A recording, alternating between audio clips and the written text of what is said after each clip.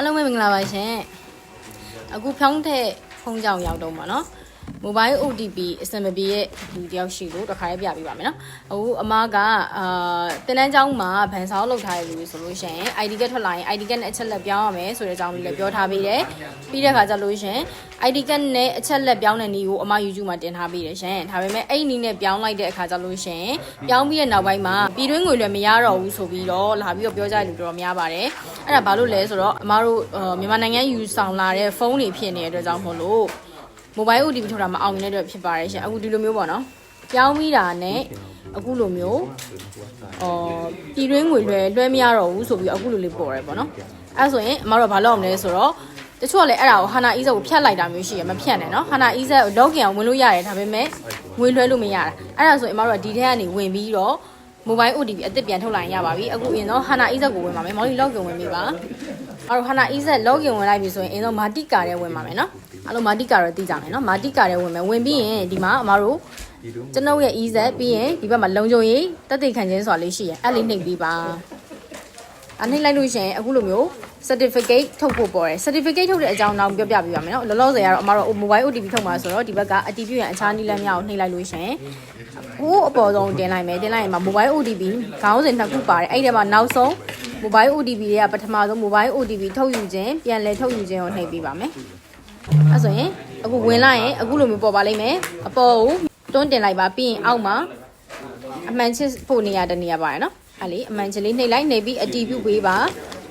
ပြီးရင်အမှန်ချစ်လေးနှိပ်ပေးပါဒါဆိုရင်အမတို့စင်းသွင်းထားတဲ့ cell phone နံပါတ်မရှိဘူးလို့ပေါ်တယ်နော်အမကဗီဒီယိုနှစ်ခုတင်ထားပေးတယ်ပထမဗီဒီယိုလုပ်ပြီးဒုတိယဗီဒီယိုမလုပ်ထားရင်အခုလိုပေါ်ပါတယ်နော်ဒုတိယဗီဒီယိုမှာအမဖုန်းနံပါတ်တွေဆင်းသွင်းရမယ်လို့ပြောတယ်เนาะသူကဖုန်းနံပါတ်ဆင်းသွင်းထားခြင်းမရှိတဲ့ကြောင့်အရင်ဆုံးဖုန်းနံပါတ်ဆင်းသွင်းပါမယ်ပြီးတော့မှ mobile OTP ထုတ်ရပါမယ်เนาะတော့ပြန်ပိတ်ပြီးတော့မာတိကာရဲပြန်ဝင်ပြီးတဲ့အခါကျရင်ဒီလုံခြုံရေးသက်သေခံခြင်းကိုပြန်နှိပ်ပါနှိပ်ပြီးတဲ့အခါကျရင်အခုဒီမှာပေါ်နေတာဆက်စချင်းပေါ်နေတာဟာနာ certificate ဆိုတာပေါ်နေအဲ့တော့ certificate ထုတ်ယူခြင်းကိုနှိပ်ပါမယ်ဒါအလွယ်ဆုံးပါမောင်လေး ID passport ပါတယ်เนาะပြင်ဆင်ထားပေးပါဒီဟာလေးနှိပ်ပြီးတော့ရှေ့သို့နှိပ်ပါမယ်ပေါ်လာတဲ့ဟာလေးကိုညိုနေရလေးကိုလက်နဲ့ချက်ထောက်ပြီးတော့ဒီမှာကာယကံရှင်ဖြစ်ကြောင်းအတည်ပြုပေးရပါမယ်။နာမည်ရိုက်ထည့်ပါမယ်။အကုန်လုံးအကြီးတွေနဲ့ပဲရိုက်ထည့်ပါမယ်။နာမည် space ချားတဲ့နေရာချပါမယ်။ပြီးရင် ID ကတ်အရှိနံပါတ်6လုံးထည့်ပါမယ်။ပြီးအနောက်ဆုံးနံပါတ်ကြတော့သူကတစ်လုံးပဲထည့်ခိုင်းတယ်တစ်လုံးထည့်ပါမယ်။ထည့်ပြီးတော့အောက်မှာဆက်သွယ်ရေးကုမ္ပဏီရွေးခိုင်းပါတယ်။ဆက်သွယ်ရေးကုမ္ပဏီလေးပါလေ။ KT လား SKT လားအဲ့လေးပြောဆက်သွယ်ရေးကုမ္ပဏီရေးခိုင်းတယ် KT SKT အာသိဖုန်းတွေလောက်ထားတာများပါတယ်အာသိဖုန်းလားအသားဖုန်းလို့ပြောတယ်နော် KT အာသိဖုန်းရေးပါမယ်ရွေးပြီးရင် तू ကအဲ့ဖုန်းနံပါတ်ရဲ့ဘေးနားမှာကုတ်တောင်းခြင်းဆိုတာပါတယ်ကုတ်တောင်းခြင်းကိုနှိပ်လိုက်ရင် message ရောက်လာပါတယ်ကုတ်နံပါတ်6လုံးရောက်လာပါတယ်နော် message လေးနဲ့နံပါတ်6လုံးရောက်လာတဲ့6လုံးကိုအောက်မှာထည့်ပေးရမှာဖြစ်ပါတယ်ပြီးအောက်ကအမှန်ချစ်လေးနှိပ်လိုက်ပါမယ်အမှန်ချစ်လေးနှိပ်လိုက်ရင် तू ကဒီမှာနောက်ထပ်စာမျက်နှာတစ်ခုပေါ်လာပါတယ်နော်အားလုံးသဘောတူပါသည်ကိုနှိပ်ပေးရပါမယ်နှိပ်ပြီးအောက်ကအမှန်ချစ်လေးနှိပ်ရပါမယ်မခတ်ဘူးသီလားဒီကတစ်စင်ချင်းစီသွားရင်ရပြီပြီးတော့အခုဒီအဆင့်ရောက်လာပြီ ID ကတ်ကိုစကန်ဖတ်ပေးရမယ်အဆင့်ဖြစ်ပါတယ်အမှန်ချစ်နှိပ်ပါ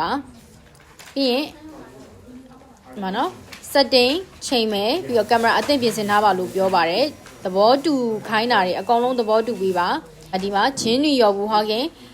သဘောတူပါတယ်နှိပ်ပေးပါပြီးရင်ရှေ့သို့နှိပ်ပေးပါကဲအဲ့ဆိုရင်ဓာတ်ပုံကနော်ဓာတ်ပုံရိုက်ကူးခြင်းကိုအမတို့အခုဒီမှာ ID ကရှိပြီးသားဆိုတော့ဓာတ်ပုံရိုက် mobile ID ရှိရင် mobile ID app နဲ့ချိတ်ဆက်ပြီးတော့အတည်ပြုလို့ရပါတယ်အခုအမတို့ ID ကလက်ထဲမှာရှိရဆိုတော့ဓာတ်ပုံရိုက်ကူးခြင်းနှိပ်ပါမယ်နှိပ်လို့ရှိရင်ဆိုကင်မရာပေါ်လာပြီနော် ID ကတ်ကိုစကန်ဖတ်ပေးပါဖတ်လိုက်ရင်အချက်လက်တွေပေါ်လာမယ်ရှေ့သို့နှိပ်ပေးပါမပြတော့နော်ပြရင်ဘန်းမှာဆိုပြီးရင်နောက်ကျောကိုစကန်ဖတ်ပေးပါမယ် ID ကနောက်ကျောစကန်ဖတ်ပေးပါမယ်အချက်လက်ပေါ်လာရဲ့ရှေ့သို့နှိပ်ပေးပါပြီးရင် passport စကန်ဖတ်ရပါမယ် passport ကြောင့်လေအလင်းတွေမပြန်အောင် तू ကအခုလိုမျိုးစာဒီ4000ကြလေးပေါ့နော်စာအုပ်တစ်အုပ်လုံးမဟုတ်ဘဲနဲ့4000ကြတစ်ချမ်းပဲနော်တစ်ချမ်းပဲရရမှာဖြစ်နေကြမို့လို့တေချာလေးဘောင်လေးတဲ့တေချာဝင်အောင်ပြီးတော့အလင်းမပြန်အောင် view ဆိုင်ပြီးတော့စကန်ဖတ်ပြီးရပါပြီ okay စကန်ဖတ်လို့ရပြီဆိုရင်ရှေ့သို့လေးပဲဆက်နှိပ်ပေးပါဆက်နှိပ်လိုက်ရင်အခုလိုမျိုးလုံတင်လောက်ပြီးတော့အောင်မြင်သွားတယ်ဆိုတာပြပြီနော် ပြပြီးရင်အမှန်ချင်းပေါ်လာတဲ့ဟာဆက်ပြီးတော့အမှန်ချင်းနှိပ်ပြီးတော့ဗန်ပတ်ဆော့လေးလုံးတောင်းတယ်နော်မောင်လေးဗန်ပတ်ဆော့လေးလုံးနှိပ်ပြီးဗန်ပတ်ဆော့လေးလုံးနှိပ်ပြီးရင်နော် certificate ကိုစာပါမှာတိမ့်မလားလို့မေးတယ်စာပါမှာတိမ့်ပါမယ်နော်ဒီမှာမတိမ့်ပါနဲ့တိမ့်မိပါမယ်အကယ်၍တိမ့်ကျင်တယ်ဆိုရင်ဒီအောက်ကဖီးစုလေးကိုနှိပ်ပေးရပါတယ်သဘောတူညီခြင်းလေးနှိပ်ပါနှိပ်ပြီးရင်အမတို့ဒီမှာတိမ့်မိဆိုတာလေးကိုနှိပ်လိုက်ပါမယ်တိမ့်လိုက်တော့မှအခု password 6လုံးထပ်နှိပ်ခိုင်းတယ်ဒီ6လုံးကအမတို့ Hana Easy ဝင်နေကြ password 6လုံးကိုပဲထည့်လိုက်ရပါပြီနော်နှစ်ခါနှိပ်ပေးရပါတယ်ရော့နှစ်ခါနှိပ်ပြီနော်โอเค certificate ထုတ်တာအောင်မြင်သွားပြီเนาะအောင်မြင်သွားပြီဆိုလို့ရှိရင်ဒီလျှို့ဝှက်နံပါတ်နဲ့ပဲအမတို့သွားပါမယ်မဟုတ်ရင်မေးကြလို့เนาะအဲ့တော့အမှန်ချစ်လေးကိုနှိပ်လိုက်ရပါပြီအမှန်ချစ်လေးနှိပ်လိုက်ရင်ဒီမှာကိုယ့်ရဲ့ certificate ပတ်ဆိုအခုလိုပေါ်လာပါပြီအဲ့ဒါကခုနကအမတို့ကလုံခြုံရေးသက်သေခံနှိပ်လိုက်ရင်ဒီလိုမျိုးပေါ်သွားပြီအဲ့လိုပေါ်သွားပြီဆိုလို့ရှိရင်ဖုန်းနံပါတ်ပြောင်းတာတော့မကြောင်စံနှိပ်ကုန်အခွင့်ရှင်းတန်းတွေပါရှောက်မယ်ဆိုရင်လည်းဒီ Hana certificate နဲ့ချိတ်ဆက်ပြီးတော့အလွယ်တကူရှောက်လို့ရပါတယ်ရှင်เนาะအဲ့တော့အခုထုတ်တာအောင်မြင်သွားပြီဆိုတော့အမားတို့ကနောက်တစ်ဆင့်ဘယ်လိုသွားမလဲဆိုတော့အမားလေးနှိပ်လိုက်ပါမယ်နှိပ်ပြီးရင် log out လုပ်ပြီးတော့မှအစအနေပြန်ဝင်ပါအဲ့တော့အမ log out လုပ်လိုက်ပါမယ်လုပ်ပြီးတော့မှ login ပြန်ဝင်ပါမယ် login ပြန်ဝင်တဲ့အခါသူကမတူတော့ဘူးခုလိုမျိုးအရင်ကအလွယ် password နေရာမှာ certificate password လို့ပေါ်တယ်သို့တော့အမတို့ပေးနေကြနံပါတ်6လုံးနဲ့ပဲထည့်ပါမယ်နော်ဟုတ်နံပါတ်6နဲ့ login ဝင်တော့မာတိကာထဲဝင်မယ်ဝင်ပြီးတော့ကျွန်တော်ရဲ့ easy ကိုဝင်ပါမယ်ကိုရေးအချက်လက်ကြည့်ရှုခြင်းပြောင်းလဲခြင်းအဲ့မှာဖုန်းနံပါတ်ပြန်ထည့်ပါမယ်ဟုတ်ဖုန်းနံပါတ်ထည့်ပြီးတော့အောက်ဆုံးကနှိပ်လိုက်လို့ရှင်ဒီမှာ user ဖုန်းဘိုးနင်းဝါကင်းဂျွန်ချဲတုံကြီးဆိုတာရှိအဲ့လေတစ်ချက်နှိပ်ပြီးရင်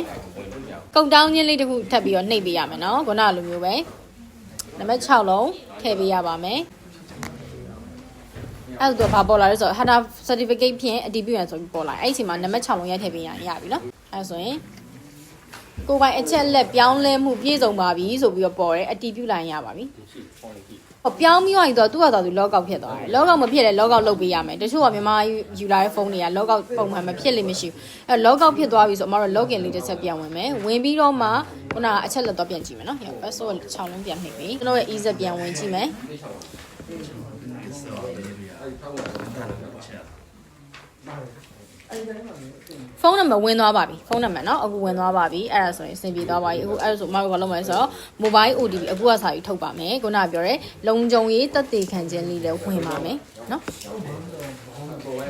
အဲ့မှာအခုကအမတို့အတီးပြုရန်အခြားနည်းလည်းမရအောင်နှိပ်မှာဖြစ်ပါတယ်နှိပ်ပြီးတော့ခုနလို mobile OTP ထုတ်ယူခြင်းထုတ်ပေးခြင်းပြန်ထုတ်ပေးခြင်းဆိုတဲ့ဟာလေးနှိပ်ပါမယ်နှိပ်လိုက်ရင်အခုနလိုပဲเนาะပေါ်လာတဲ့ဟာလေးတွေအကုန်လုံးအပေါ်တွန်းတင်ပြီးတော့အတီးပြုရန်လေးတွေအတီးပြုပေးပြီးရင်အမှန်ချင်းနှိပ်ပေး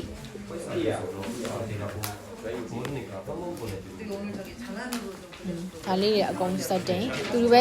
ID ချက်ထပ်ပြီးတော့ scan ဖတ်ရပါမယ်ပြီးရင်ဂျင်းနီရောဘူးဟာကင်းနှိပ်ပေးရပါမယ်အတီးပြုပေးရပါမယ်သဘောတူပေးပါပြီးရင်ရှေ့သို့သွားပ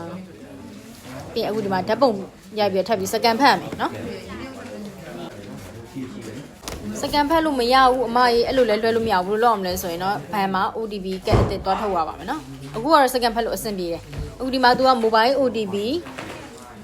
ထုတ်ချင်းပြန်လဲထုတ်ချင်းဆိုတဲ့စာမျက်နှာကိုရောက်သွားပြီနော်အဲ့ဒီမှာအကောင့်တစ်ခုရွေးချယ်ပါလို့ရေးထားတယ်အဲ့ဒီဟာဘေးနားကဒီမြားလေးကိုနှိပ်ရမယ်ကို့မှာရှိတဲ့အကောင့်ပဲပေါ်မှာပေါ်တဲ့ဟာလေးရွေးပေးရမယ်နော်ဟုတ်လားအကောင့်တစ်ခုရွေးချယ်ပါဆိုရင်ငွေထုတ်အကောင့်ဆိုပြီးအခုလိုမျိုးပိတ်ပြီးတော့ပေါ်ပါတယ်အဲ့ဒါလေးကိုနှိပ်ပါနှိပ်ပြီးရင်ဘန် password ၄လုံးကိုသူကအောက်မှာရေးပေးရပါတယ်ဒီမှာ password ၄လုံးကိုကနှိပ်ပြီးတဲ့အခါကျရင်ဘေးနားမှာလျှို့ဝှက်နံပါတ်အတည်ပြုခြင်းဆိုတာလေးအရင်နှိပ်ပေးရပါမယ်နော်အဲ့တော့အကောင့်လျှို့ဝှက်နံပါတ်နှိပ်ဖို့အတွက်အခုလိုခဏလေးပေါ်လာတယ်နှိပ်ပြီးပါ password ၄လုံးနှိပ်ပြီးရင်ဘေးကနံပါတ်၄လုံးဟုတ်တယ်ဘန် password ၄လုံးနှိပ်ပါနှိပ်ပြီးဘေးကအတည်ပြုခြင်းကိုနှိပ်ပြီးပါလျှို့ဝှက်နံပါတ်ဟုတ်တယ်အတည်ပြုခြင်းနှိပ်ပြီးပါဟုတ်တယ်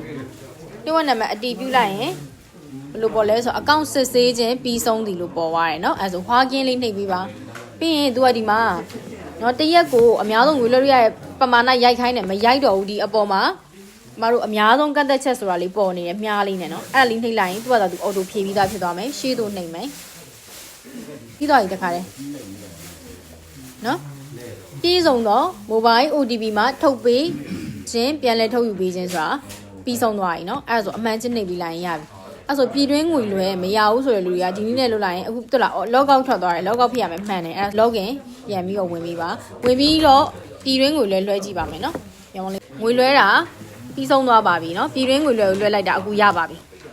เนาะလွှဲလို့ရသွားပါပြီအဲ့လိုမျိုးလေးလုပ်ပြီးပါအဆင့်ကတော့များတဲ့ထင်ရပါမယ်မများအောင်လုပ်ကြည့်လိုက်လွယ်လွယ်လေးပါเนาะအားလုံးပဲဆင်ပြီးကြပါစေ